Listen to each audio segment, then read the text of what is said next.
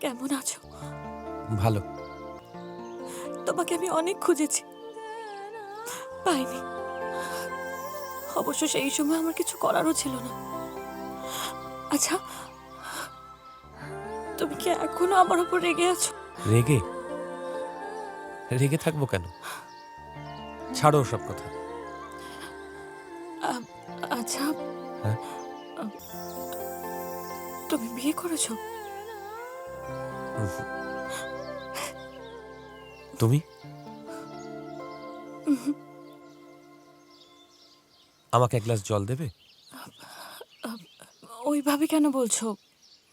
কিন্তু যদি কিছু মনে না করো তাহলে একটু নিয়ে নেবে।